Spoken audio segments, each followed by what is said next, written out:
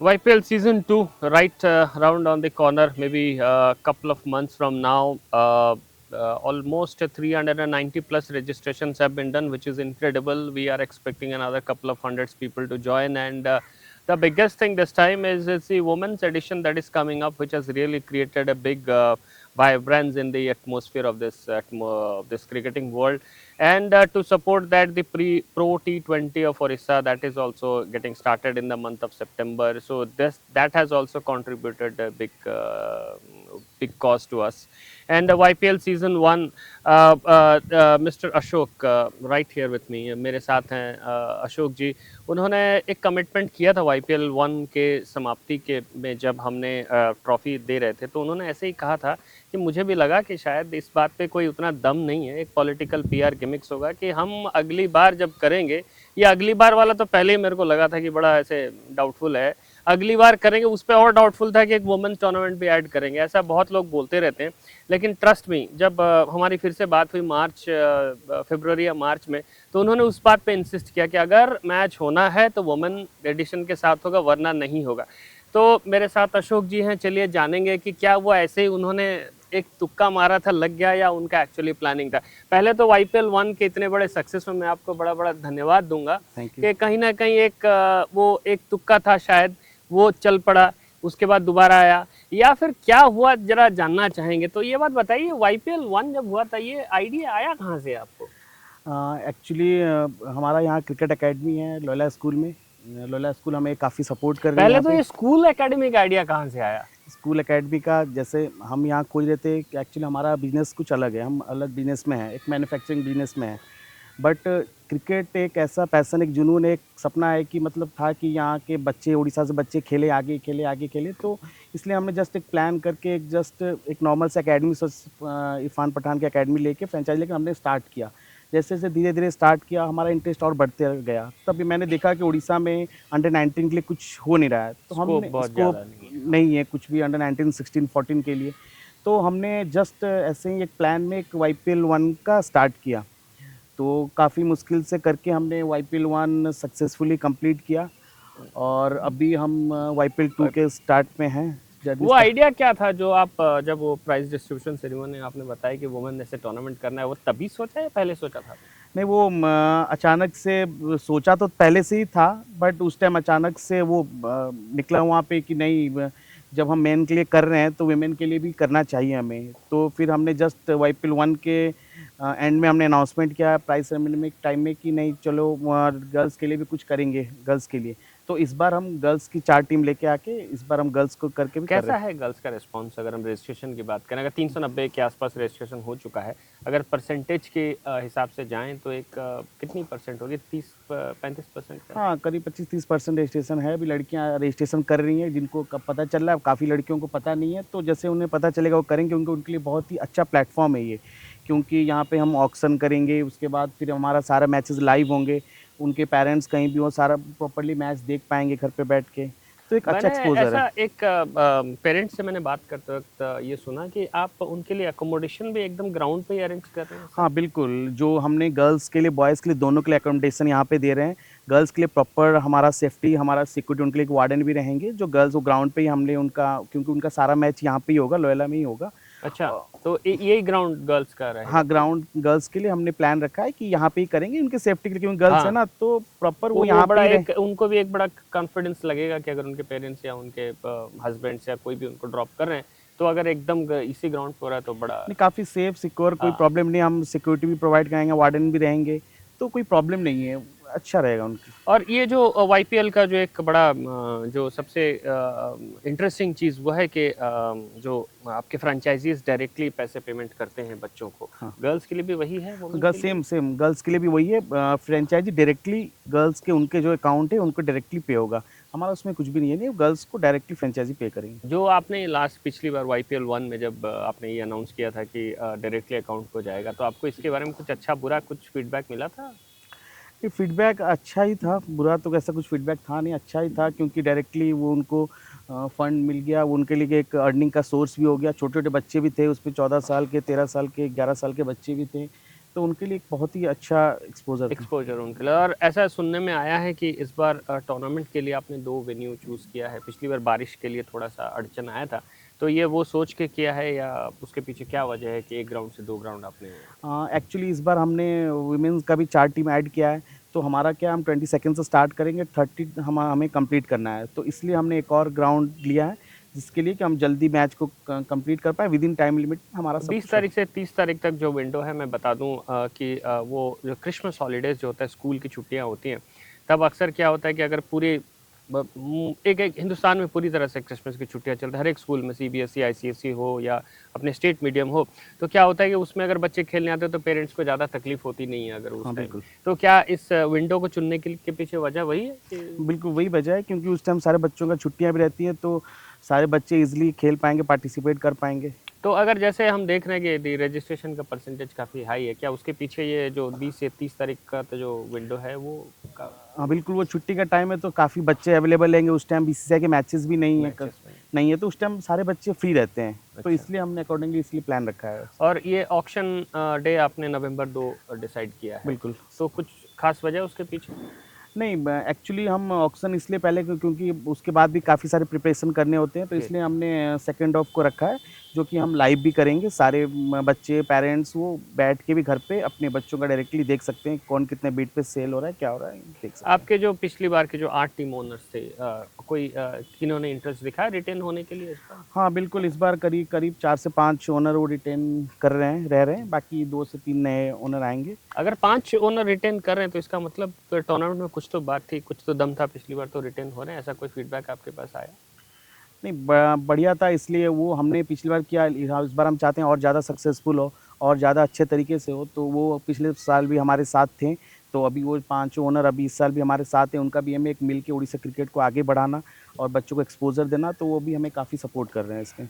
जो पिछली बार हमने देखा था कि जो कॉम्पिटिटिव टूर्नामेंट जो काफ़ी एक बढ़िया मैचेस, अच्छे मैचेस हुए थे, तो और वो लाइव गया था आपके अच्छे प्लेटफॉर्म, यूट्यूब प्लेटफॉर्म अच्छा लाइव गया था, व्यूज़ भी काफ़ी अच्छे थे। और ये इस बार लाइव का क्या प्लान है? बिल्कुल, इस बार भी हमारा वो यूट्यूब पे लाइव का प्लान है, जैसे पिछली बार हुआ था, जैसे हमने वो 360 डिग्री लाइव चला था, इस बार भी वैसा ही है, हमारा सब लाइव वगैरह होगा, सारे वुमेन्स का भी मैच लाइव होगा, मेंस का भी लाइव होगा। तो अगर हम देखें तो ये एक बड़ा सॉलिड सा प्लान, जब से ये वाईपीएल 2 का लोगो लॉन्चिंग जब से हुआ है, एक सॉलिड सा एक कैलेंडर को आप फॉलो कर रहे हैं, तो आपको क्या लगता है कि बीच में जो अभी आपकी आपकी प्लान थी कि वो कुछ हमारे ट्रायल्स हो जाएं बट बारिश के लिए हो नहीं पाई, तो ऐसा कुछ आपके कैलेंडर में कोई चेंजेस आएगा ये मौसम को लेकर? हाँ, एक्चुअली ट्रायल्स तो हमारे प्लान था, बट वेदर के कारण हमने ट्रायल्स को एक बढ़ाते गए आगे, तो अभी हमारा 21st का प्लान है कि अच्छा, 21 तारीख को पहला 21 ट्रायल्स सितंबर है। को पहला ट्रायल है हमारा भुवनेश्वर लोयला स्कूल में। तो ये सब ध्यान से सुन, 21 तारीख को पहला ट्रायल है, तो ये ट्रायल में आप कितने कितने लोगों को बुलाने का प्लान हमने है? प्लान है 100 बच्चों को बुला के फर्स्ट ट्रायल में हम लोग 100 बच्चों का प्लान है। तो यहाँ से जो है एक्चुअली अगर 21 तारीख को आप ट्रायल बता रहे हैं, अगर बिल्कुल। 21 तारीख को अगर ये ट्रायल शुरू होती है तो यहाँ से वाईपीएल का एक और स्टेप ऐड हो जाएगा वाईपीएल के लिए कि आप जैसे जैसे आगे जाएंगे तो और भी ट्रायल्स होंगे, एक ही ट्रायल से ऐसा नहीं, नहीं, नहीं और भी ट्रायल हैं हमारे, और भी ट्रायल होंगे, ये तो हमारा फर्स्ट ट्रायल है क्योंकि हमारा हमने संबलपुर में भी ट्रायल करना है, राउरकेला में भी ट्रायल करना अच्छा, है। Not only Bhubaneswar, Sambalpur, Rourkela. बिल्कुल, संबलपुर और राउरकेला भी हमारा ट्रायल होने वाला है, प्लस भुवनेश्वर में भी और ट्रायल होंगे अच्छा, हमारे। और स्टेट से बाहर कहीं प्लान कर रहे हैं या कहीं से ऐसे आपको इनविटेशंस वगैरह आई है? पटना से हमें इनविटेशन आया है वहाँ पे ट्रायल करने के लिए, वहाँ से भी कुछ बच्चों ने रजिस्ट्रेशन किया है, तो मे बी प्लान है आगे का हमारा, क्योंकि वहाँ से भी रिक्वेस्ट है कि यहाँ पे भी एक ट्रायल कंडक्ट करने के लिए, तो हमने प्लान कर रहे हैं पटना के लिए। कहीं एक बार ऐसे आपसे बातें करते हुए तो एक बार ये आपने हिंट दिया था कि नॉर्थ ईस्ट में थोड़ा आपका फोकस है, इस बार है या आप अगली बार के लिए देख रहे हैं वो? हाँ, अगली बार ऐसे जितने अच्छे प्लेयर आएँगे, जैसे हमारे उड़ीसा के बच्चे हुए, उनके साथ अगर बाहर के और भी अच्छे टैलेंट मिले, तो एक अच्छा एक्सपोज़र मिले। जितनी टीम अच्छी होगी, जितने बच्चे अच्छे होंगे, उतना अच्छा कॉम्पिटिशन होगा। तो उतना अच्छा उतने अच्छे बच्चों को एक्सपोज़र मिलेगा। तो इसलिए हमने प्लान किया कि नहीं, बाहर से ही बच्चे आ रहे हैं, तो उनको आने देंगे। तो इसलिए ये प्लान है हमारा। तो जिस तरह से हमने बातें की अभी पिछले कुछ मिनटों में, तो ये पता चला कि वाईपीएल 1 की जो सीज़न थी काफ़ी सक्सेसफुल गई थी और एक क्रेडिबल अप्रोच था उनका, एक भरोसा उन्होंने जीता है वाईपीएल 1 में, तभी 8 में से 5 या 4 या फ्रेंचाइजी इस बार रिटेन हो रहे हैं, जो कि एक अपने आप में एक बहुत बड़ी बात है। और अंडर 19, अंडर 16, अंडर 14 के जो बच्चे हैं बॉयज़ के लिए खास करके, और उनके लिए तो एक बड़ा एक प्लेटफॉर्म है। गर्ल्स का तो कोई एज ग्रुप आपने शायद रखा नहीं। नहीं, गर्ल्स का हमने ओपन एज रखा है। अच्छा, इसके पीछे कोई रीज़न है? गर्ल्स में एक्चुअली बच्चे कम होते हैं, थोड़ा अंडर 19 में देखा जाए तो बच्चे कम हैं, तो इसलिए हमने उसमें क्या ओपन एज रख दिया, तो बच्चे ज़्यादा रहेंगे तो थोड़ा अच्छी टीम भी बनेगी, तो इस हिसाब से हमने ओपन एज रखा। तो ये तो अपने आप में एक बड़ा अहम मुद्दा है कि गर्ल्स वुमेंस शायद जिनको अच्छे प्लेयर हैं लेकिन खेलने का मौका नहीं मिला है, वो भी इस बार ट्राई कर सकते हैं खेलने के लिए। और जैसे गर्ल्स ओपन एज हैं, अंडर 13-14 से लेकर सीनियर कोई भी आ सकते हैं, तो एक अच्छी टीम बनने की एक उम्मीद है। और कहीं ना कहीं जो गर्ल्स फ्रेटर्निटी है, वुमेंस फ्रेटर्निटी है क्रिकेट की, वो आपको ज़रूर आपको बड़ा धन्यवाद बोलते होंगे कि एक अच्छा टूर्नामेंट है, एक्सपोजर अच्छा है, अर्निंग अपॉर्चुनिटीज़ है और कॉम्पिटिटिव भी है, टेलीकास्ट है। तो क्या एक इस जो मेन वुमेन जो अंडर मेन के लिए अंडर 14, 16, 19 और वुमेन के लिए ओपन एज ग्रुप, इससे कोई खास एक ऐसा मैसेज आप देना चाहते हैं क्या स्पोर्ट्स वर्ल्ड को? हाँ, एक्चुअली हम 14, 16, 19 इसलिए मिला के कर रहे हैं क्योंकि उसमें 14 के बच्चों को बहुत ही अच्छा एक्सपोज़र मिलेगा। वो 19 के बच्चों के साथ खेलेंगे, तो वो अपना टैलेंट वहाँ शो कर पाएँगे, क्योंकि एक 14 साल का बच्चा एक 19 के साथ खेल के अगर उसको आउट कर देता है, तो उसका कॉन्फिडेंस बिल्कुल, लेवल बिल्कुल। बहुत ही ज़्यादा हो पिछली जाएगा। बार भी ऐसा मैंने एक मैच में देखा था कि अंडर 14 के 2 बच्चे स्पिनर ने अपने अपनी टीम को बिल्कुल ही वापस ले आया था मैच बिल्कुल, करके। तो ये मैसेज क्या है आपका उनके लिए? कि जो भी छोटे-छोटे बच्चे हैं वो हमारे लिए रजिस्ट्रेशन करें यहाँ पे, उनको काफ़ी अच्छा चांसेस मिलेगा यहाँ पे खेलने के लिए, और जो उनका कॉन्फिडेंस लेवल है वो काफ़ी हाई, क्योंकि लास्ट टाइम भी 1-2 बच्चे काफ़ी अच्छा परफॉर्मेंस किया था। एक इमर्जिंग प्लेयर भी हुआ था, एक बच्चा हाँ। करीब 11 साल का ही था वो बच्चा। वो काफ़ी मतलब मैच को क्या, वो हारने वाली टीम को मैच पलट गया था बॉलिंग करके। तो इसलिए मैं चाहूँगा कि जो भी छोटे-छोटे बच्चे हैं वो रजिस्ट्रेशन करें, आके यहाँ पे हमारा ट्रायल दें।